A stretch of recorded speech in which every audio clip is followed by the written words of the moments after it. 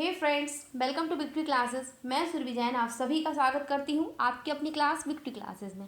आज से हम रेलवे एनटीपीसी का प्रीवियस ईयर का क्वेश्चन जो 28 दिसंबर 2020 से शुरू हुए थे, 3 मंथ चले थे, उनका एनालिसिस करेंगे। हम सिर्फ क्वेश्चन का आंसर नहीं करेंगे बल्कि उस क्वेश्चन को डीपली समझेंगे और उस क्वेश्चन से, उस टॉपिक से जो भी क्वेश्चन एक्सपेक्टेड हैं, बन सकते हैं, हम उनको भी जानेंगे। उस टॉपिक को हम डिटेल में कंप्लीट करेंगे।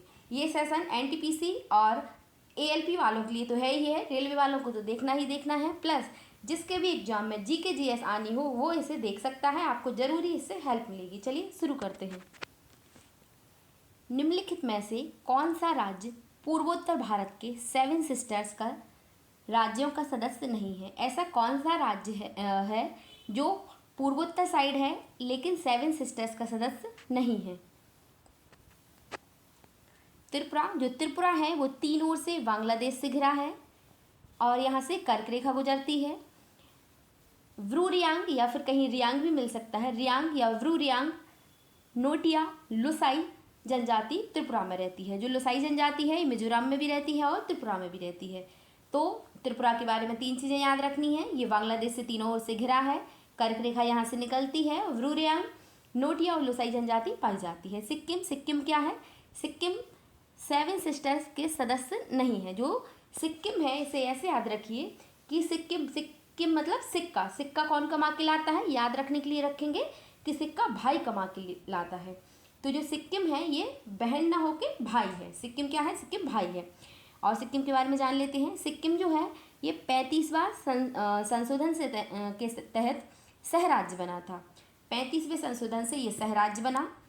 36वें संशोधन 1975 में ये पूर्ण राज्य का दर्जा मिला।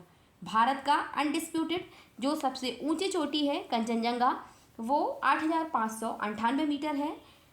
और भारत की जो डिस्प्यूटेड है पीओके में स्थित है K2, वो भी याद रखिए। भारत की सबसे ऊंची चोटी K2 ही है वो, लेकिन डिस्प्यूटेड है पीओके में, इसलिए भारत की अनडिस्प्यूटेड सबसे ऊंची चोटी हुई कंचनजंगा। जो कंचनजंगा नेशनल पार्क है वो भी सिक्किम में है। नाथुला दर्रा और जयलिपला दर्रा ये दोनों दर्रा सिक्किम को तिब्बत से जोड़ते हैं। और चुम्बी घाटी भी सिक्किम में है। पहला पूर्णतः जैविक राज्य कौन सा है? सिक्किम है। और लेप्चा और लिम्बू भोटिया जो जनजातियां हैं ये भी सिक्किम में पाई जाती हैं। मेघालय। मेघालय में गारो खासी जयंतियाँ, ये पहाड़ियाँ भी हैं वहाँ की और ये जनजातियाँ भी हैं। मेघालय में जीवित जड़पुल पाए जाते हैं। Cherry blossom. वांगला महोत्सव। वांगला महोत्सव को 100 ड्रम महोत्सव भी कहते हैं। नॉकरेक नेशनल पार्क मेघालय में है। मेघालय का जो शिलांग है इसे पूर्व का स्कॉटलैंड कहते हैं। त्रिपुरा, मणिपुर और मेघालय की स्थापना दिवस जो है ये 1972 है। मिजोरम। मिजोरम जो है इसकी सबसे ऊंची चोटी है फोंगपुई। लुसाई पहाड़ियाँ यहाँ पाई जाती हैं। मिजो, पावो, लुसाई, कुकी जनजातियाँ यहाँ पाई जाती हैं मिजोरम में। चेरा और बैम्बू डांस है यहाँ का डांस। चापचरकूट यहाँ का फसल त्यौहार है, जब फसल उगती है तब चापचरकूट त्यौहार मनाया जाता है। तो इतना हमने फर्स्ट क्वेश्चन के बारे में जाना। अब इसका आंसर जान लेते हैं। तो पूर्वोत्तर भारत के 7 सिस्टर्स का राज्यों का सदस्य नहीं है। कौन नहीं है? सिक्किम। सिक्किम याद रखिए, सिक्किम बहन नहीं है, भाई है, सिक्का कमा के लाएगा। किस सिख गुरु ने खालसा पंथ की स्थापना की? प्रथम सिख गुरु जो हैं गुरु नानक जी हैं। ये बाबर और हुमायूं के समकालीन थे। प्रथम गुरु जो थे गुरु नानक जी, इन्होंने लंगर व्यवस्था, और लंगर मतलब संगत और पंगत। संगत मतलब धर्मशाला में रहने के लिए स्थान संगत हो गया हुआ, और पंगत मतलब खाना। तो लंगर व्यवस्था किसने शुरू की थी? गुरु नानक जी ने। गुरु अंगद जी थे इनके सेकंड गुरु, इनका नाम लहना था।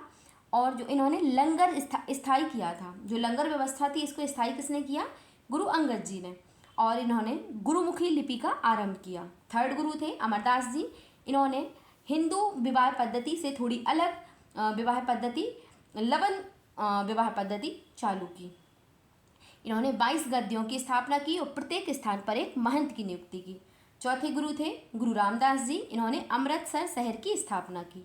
5वें गुरु थे अर्जुन देव जी। इन्होंने गुरु पद को पैतृक बनाया और आदि ग्रंथ की रचना की। 1606 में जहांगीर ने खुसरो की हेल्प, अर्जुन देव जी जो थे, अर्जुन देव जी ने खुसरो की हेल्प की थी। इसके कारण 1606 में जहांगीर ने अर्जुन देव जी को मरवा दिया था। छठवें गुरु थे गुरु हरगोविंद जी, सिखों का सैन्य संगठन का रूप दिया है। इसे ऐसे याद रखिए, जो पांचवें गुरु थे गुरु अर्जुन देव जी, यदि उनको मारा गया तो फिर उनके उसमें सुरक्षा को देखते हुए इन्होंने सैन्य संगठन का स्वरूप दिया। जो एक दो तलवार लेके बैठते हैं वो गुरु गोविंद जी की ही फोटो रहे। तो अमृतसर जो शहर था इसकी किलेबंदी भी करवाई थी इन्होंने। सातवें गुरु थे हर राय, ये दारा सिकों से मिलने पर इन्होंने आशीर्वाद दिया। आठवें गुरु थे हरकिशन जी, इन्होंने औरंगजेब को समझाया और गुरुपद के बारे में समझाया। नौवें गुरु थे गुरु तेग बहादुर जी, जो गुरु तेग बहादुर जी थे इनको शीशगंज में गुरुद्वार के निकट औरंगजेब ने मरवाया था। तो दो गुरु थे जिनको मरवाया गया। तो पांचवें गुरु थे गुरु अर्जुन देव जी, इनको मरवाया था जहांगीर ने। और जो नौवें गुरु थे ये गुरु थे तेग बहादुर जी। और इसको तेग बहादुर जी को ऐसे याद रखिए कि तेज कौन था? औरंगजेब ने तेग बहादुर जी को मरवाया था। 10वें गुरु थे गुरु गोविंद जी, इन्होंने ये अंतिम गुरु थे, इन्होंने खालसा पंथ की स्थापना की और पाहुल प्रणाली की शुरुआत भी गुरु गोविंद जी ने की। अपना क्वेश्चन था सिख गुरु ने खालसा पंथ की स्थापना किसने की? तो गुरु गोविंद जी ने खालसा पंथ की स्थापना की। माफ़ कीजिए, गुरु गोविंद जी ने खालसा पंथ की स्थापना की। सबरीमाला जो मंदिर है वो कहाँ पर स्थित है? सबरीमाला मंदिर। तो जो सबरीमाला मंदिर है ये अयप्पा को समर्पित है, भगवान अयप्पा को समर्पित है। ये केरल में स्थित है। और जो पेरियल टाइगर रिजर्व है वो यहीं पर है, मतलब पेरियल टाइगर रिजर्व के पास ही सबरीमाला मंदिर स्थित है। जगन्नाथ मंदिर ये पुरी में है। खजुराहो मंदिर ये चंदेल राजवंश ने बनवाया था, एमपी में है। महाबलीपुरम रथ मंदिर ये पल्लव वंश के नरसिंह वर्मन फर्स्ट ने बनवाया था। नटराज मंदिर ये तमिलनाडु में है। विरूपाक्ष मंदिर ये हम्पी कर्नाटक में है। लिंगराज मंदिर उड़ीसा में है, राजा ययाति केसरी जी ने बनवाया था। कैलाश मंदिर जो राष्ट्रकूट शासक कृष्ण प्रथम ने बनवाया था। बृहदेश्वर मंदिर ये राजराज प्रथम ने बनवाया था। और महाबलीपुरम रथ मंदिर ये नरसिंह वर्मन सेकंड ने बनवाया था। तो जो सबरीमाला मंदिर है ये कहाँ है? ये केरल में स्थित है। महात्मा गांधी ने साबरमती से लेकर दांडी की प्रसिद्ध नमक मार्च शुरू किया था। दांडी गुजरात में किस जिले में स्थित है? गांधी जी के बारे में देख लेते हैं। तो गांधी जी ने नटाल कांग्रेस की स्थापना की थी 1894 में। फिनिक्स आश्रम की स्थापना की थी 1904 में। गांधी जी वापिस आए दक्षिण अफ्रीका से 9 जनवरी 1915 को। इसी के उपलक्ष्य में भारत में प्रवासी दिवस 9 जनवरी को मनाया जाता है। साबरमती आश्रम की स्थापना की 1915 में। चंपारण सत्याग्रह जो था वो हुआ था 1917 में। अहमदाबाद मिल मजदूर आंदोलन 1918 में। खेड़ा आंदोलन जो हुआ वो भी 1918 में। रॉलेक्ट एक्ट जलियांवाला बाग हत्याकांड 1919 में। असहयोग आंदोलन 1920 से 22 में। और चोरा चोरी कांड जो हुआ था वो 5 फरवरी 1922 को हुआ था। सविनय अवज्ञा आंदोलन 1930 को हुआ था। ये सब आपके रिवीजन के लिए बेस्ट रहेगा, है ना। तो ये मत समझिए कि मैं ऐसे ही समझा रही हूँ, ये सिर्फ आपका रिवीजन हो रहा है। और बेस्ट रिवीजन करने का तरीका यही है कि आप क्वेश्चन आंसर करेंगे और उसको फिर से रिवाइज करते रहेंगे। जो दांडी यात्रा थी वो थी 12 मार्च 1930 को शुरू हुई थी साबरमती आश्रम से 78 अनुयायियों के साथ। 240 मील की यात्रा इन्होंने 24 दिन में शुरू की थी, तय की थी महात्मा गांधी जी ने। 6 अप्रैल 1930 को दांडी कहाँ है? नवसारी जिले में गुजरात में समुद्र के पानी से नमक बनाकर सविनय अवज्ञा आंदोलन की शुरुआत की थी। दांडी यात्रा सविनय अवज्ञा जो दांडी यात्रा थी, दांडी यात्रा के समय सविनय अवज्ञा आंदोलन के समय अंग्रेज पत्रकार थे, क्वेश्चन आता है तो वो थे वेव मिलर। गांधी जी थोरो से प्रभावित होकर गांधी जी ने सविनय अवज्ञा ग्रहण किया था। रस्किन से प्रभावित होकर गांधी जी ने सत्याग्रह ग्रहण किया था। और जो टॉलस्टॉय थे इनसे भी बहुत प्रभावित थे गांधी जी, और इनकी बुक है वार एंड पीस। तो जो क्वेश्चन था साबरमती से लेके दांडी तक जो प्रसिद्ध है नमक मार्च, ये कहाँ है? जो दांडी गुजरात में है ये कहाँ है? तो दांडी गुजरात में नवसारी जिले में स्थित है। स्वराज मेरा जन्मसिद्ध अधिकार है और मैं इसे लेके रहूँगा, यह किसने कहा? प्रमुख नारे देख लेते हैं। जय हिंद बोला सुभाष चंद्र बोस जी ने। करो या मरो महात्मा गांधी जी ने। पूर्ण स्वराज और आराम हराम है जवाहरलाल नेहरू। भारत छोड़ो यूसुफ मेहर अली। और वैसे मुख्यतः मेहर यूसुफ अली ने ही भारत छोड़ो आंदोलन का नारा दिया था, लेकिन किन्हीं बुक में गांधी जी का भी मिलेगा। साइमन गो बैक का नारा यूसुफ मेहर अली ने दिया था, और लाला लाजपत राय इनके प्रमुख उस समय चेहरा थे, तो इनका नाम भी मिलेगा। कर मत दो जो था ये सरदार वल्लभ भाई पटेल ने बोला। संपूर्ण क्रांति जयप्रकाश नारायण ने। विजय विश्व तिरंगा प्यारा श्याम लाल गुप्ता पार्षद। वंदे मातरम बंकिम चंद्र चटर्जी। सत्यमेव जयते, ये सत्यमेव जयते है, ये लिखा मुख्यतः मुंडकोपनिषद में है, और इनका जो नारा दिया था ये दिया था पंडित मदन मोहन मालवीय जी ने। स्वराज मेरा जन्मसिद्ध अधिकार है, मैं इसे लेकर रहूंगा, ये नारा किसने दिया है? तो ये नारा दिया बाल गंगाधर तिलक। भारत में केंद्रीय आलू अनुसंधान संस्थान कहाँ स्थित है? राष्ट्रीय चावल शोध संस्थान जो है ये है कटक में। भारतीय डेयरी अनुसंधान है करनाल में। केंद्रीय कॉफी अनुसंधान है कुर्ग में। केंद्रीय तंबाकू अनुसंधान राजमुंदरी। केंद्रीय औषधि विष विज्ञान लखनऊ में। डीजल लोकोमोटिव वर्क्स जो है ये बनारस में, वाराणसी में। भारतीय मौसम वेधशाला पुणे में, ऐसे याद रखिए पुणे का मौसम बहुत अच्छा रहता है। केंद्रीय आलू अनुसंधान शिमला में। केंद्रीय सड़क और ट्रैक्टर अनुसंधान दिल्ली में, ऐसे याद रखिए कि सड़क अच्छी है इसलिए ट्रैक्टर अच्छे से चल रहा है, कहाँ? दिल्ली में। भारतीय पुरातात्विक सर्वेक्षण कोलकाता में। तो जो केंद्रीय आलू अनुसंधान संस्थान है ये है आपका शिमला में। प्रार्थना समाज के संस्थापक कौन थे? आत्मीय सभा की स्थापना हुई थी 1815 में, और आत्मीय सभा के थे संस्थापक राजा राममोहन राय। राजा राममोहन राय ने ब्रह्म समाज की भी स्थापना की 1828 में। राजा राममोहन राय ने धर्म सभा 1829 में राधाकांत राव ने। तत्वबोधनी जो सभा थी, तत्वबोधनी सभा की स्थापना 1839 में देवेंद्रनाथ टैगोर जी ने की। प्रार्थना समाज की 1867 में। आत्माराम पांडुरंग और देवेंद्रनाथ टैगोर और केशव चंद्र सेन। प्रार्थना समाज को ऐसे याद रखिए कि प्रार्थना जो की जाती है वो आत्मा से करनी चाहिए प्रार्थना, तो प्रार्थना समाज आत्माराम पांडुरंग। आर्य समाज की स्थापना 1875 में हुई। आर्य समाज की स्थापना 1875 में स्वामी दयानंद सरस्वती जी ने। आर्यों के कौन थे? आर्यों के स्वामी थे, ऐसे याद रख सकते हैं। आर्यों के स्वामी दयानंद सरस्वती। जो Aligarh Mohammedan Anglo oriental college था 1875 में सर सैयद अहमद खान ने इनकी स्थापना की। वेल्लूर मठ 1887 में स्वामी विवेकानंद जी ने, और रामकृष्ण मिशन 1897 में स्वामी विवेकानंद जी ने स्थापना की।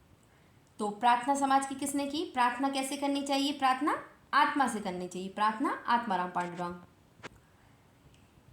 इनमें से दक्षिण अमेरिका में कौन से 2 देश स्थलरुद्ध हैं? तो पूरे विश्व में टोटल 44 ऐसे देश हैं जो स्थलरुद्ध हैं। सबसे बड़ा स्थलरुद्ध को ही भूआविष्ठित कहते हैं, मतलब पूरी तरीके से पानी नहीं है किसी भी साइड, चारों तरफ दूसरे देशों से ही ये घिरा है। तो सबसे बड़ा जो भूआविष्ठित या स्थलरुद्ध देश है वो है कजाकिस्तान। दोहरा भूआविष्ठित मतलब ऐसा देश, इनके चारों तरफ जो देश हैं वो भी दूसरे और चारों तरफ के देशों से घिरा है, तो ऐसा दोहरा भूआविष्ठित देश है लिंचेस्टीन और उज्बेकिस्तान। और जो दक्षिण अमेरिका में सिर्फ 2 ही देश हैं ऐसे जो भूआविष्ठित हैं, बोलीविया और पराग्वे। तो अपना आंसर होगा बोलीविया और पराग्वे। जस्ट सेकंड, पराग्वे और बोलीविया और पराग्वे कहाँ हैं? दक्षिण अमेरिका के स्थलरुद्ध देश हैं। किस भारतीय राज्य की मुख्य भूमि की रेखा सबसे लंबी है? टोटल स्थलीय सीमा की जो लंबाई है वो है 15,200 किलोमीटर। मुख्य भूमि की तटीय रेखा की लंबाई है 6100 किलोमीटर। द्वीपों सहित कुल तटीय लंबाई है 7516.6 किलोमीटर। सबसे लंबी तटीय रेखा वाला राज्य जो है वो गुजरात है, 1214.70 किलोमीटर। अंडमान निकोबार जो है ये द्वीप समूह, ये इसकी सबसे अधिक लंबाई है 1962 किलोमीटर। लेकिन राज्यों में जो सबसे लंबा है, राज्यों में वो गुजरात है सबसे लंबा तट रेखा वाला। और जो अंडमान निकोबार द्वीप है ये केंद्र शासित प्रदेश है। राज्यों में सेकंड सबसे लंबा तटरेखा वाला राज्य है आंध्र प्रदेश। तो मुख्य भूमि की तटरेखा से सबसे लंबा है गुजरात।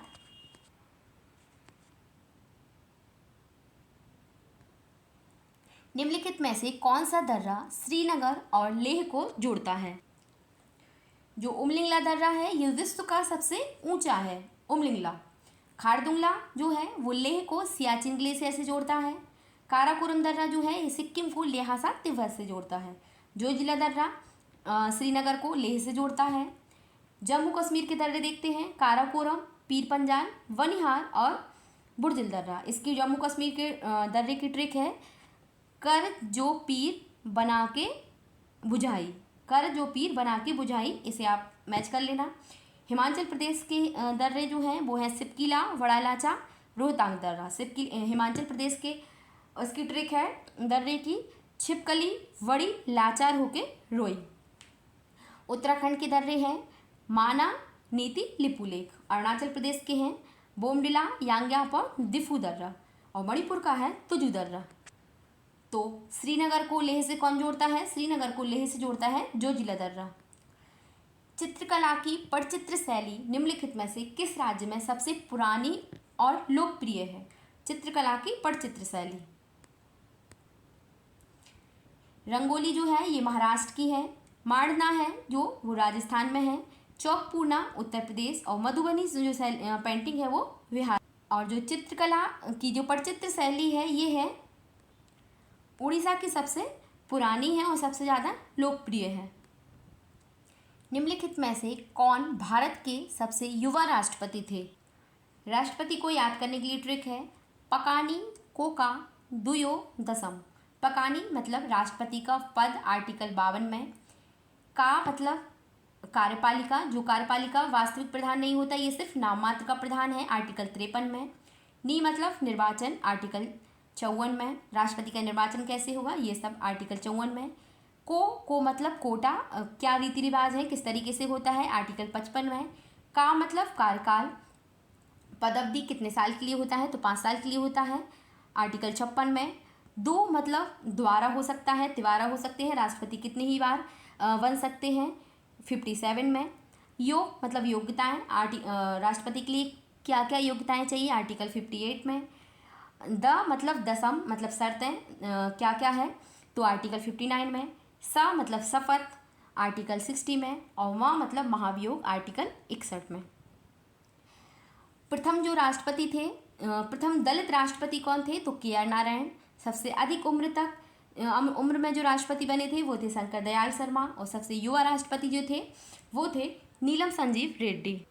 सबसे युवा राष्ट्रपति कौन थे तो जो सबसे युवा राष्ट्रपति थे ये थे नीलम संजीव रेड्डी जी।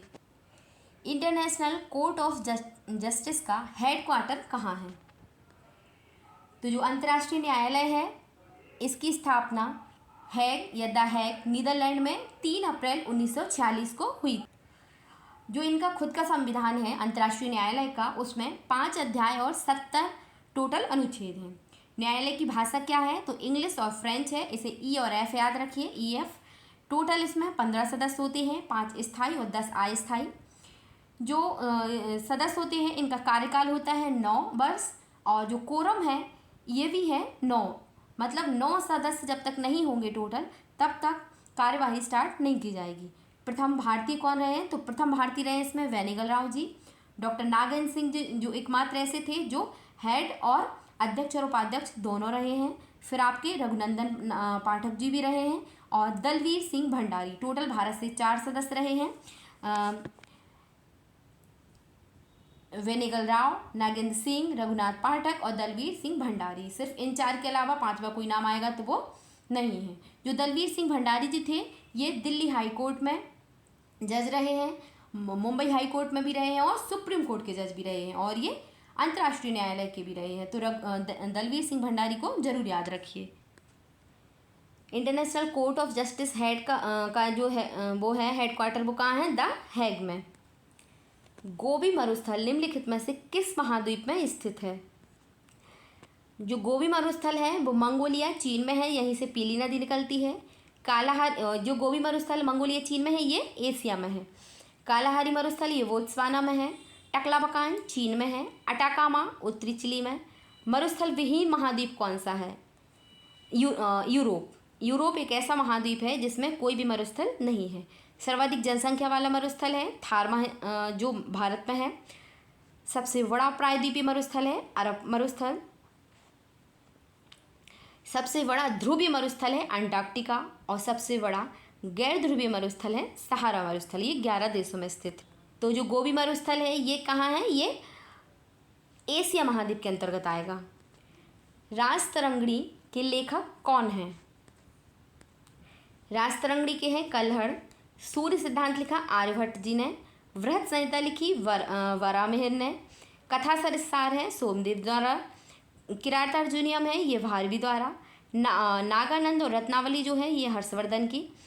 मालती माधव भवभूति। काव्य मीमांसा राजशेखर। पृथ्वीराज रासो चंद्रवरदाई और गीत गोविंद और चंद्रलोक जो है ये जयदेव द्वारा लिखित। तो राजतरंगी किसकी है? राजतरंगी है कल्हड़ की। पानीपत का दूसरा युद्ध अकबर और हेमू के बीच कब लड़ा गया? पानीपत का दूसरा युद्ध। तो पानीपत के टोटल 3 युद्ध हुए। पानीपत का पहला युद्ध हुआ बाबर और इब्राहिम लोदी के बीच, इसमें बाबर जीता, इब्राहिम लोदी हारा। सेकंड युद्ध हुआ 1556 में अकबर और हेमू के बीच, इसने अकबर जीता और हेमू हारा। तृतीय युद्ध हुआ 1761 में, इसमें अहमद शाह अब्दाली जो अफगानी था बोधा और मराठों को हरा दिया। और प्लासी युद्ध जो 1757 में है, अंग्रेजों की तरफ से था, विलियम बेंटिक ने सिराजुद्दौला को हराया। और बक्सर का युद्ध जो था ये 1764 में हुआ, अंग्रेजों ने मीर कासिम को हराया। तो जो अकबर और हेमू के बीच कब हुआ था? 1576 में। तो जो दूसरा पानीपत का युद्ध था अकबर और हेमू के बीच कब लड़ा गया था? 1556 में। 1556 याद रखिए। लोकसभा के सदस्यों की अधिकतम संख्या कितनी हो सकती है? तो जो संसद है ये आर्टिकल 79 के अंतर्गत बनती है। राज्यसभा आर्टिकल 80 में है। और जो राज्यसभा है ये उच्च सदन कहते हैं इसको, और ये स्थायी है, इसका विघटन नहीं हो सकता है। राज्यसभा के सदस्य बनने के लिए 30 वर्ष आयु है।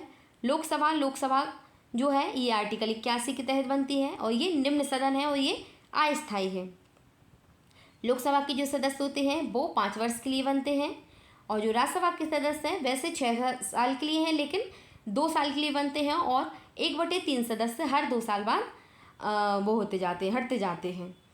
और जो लोकसभा है ये इसके सदस्य बनने के लिए 25 वर्ष है मिनिमम आयु।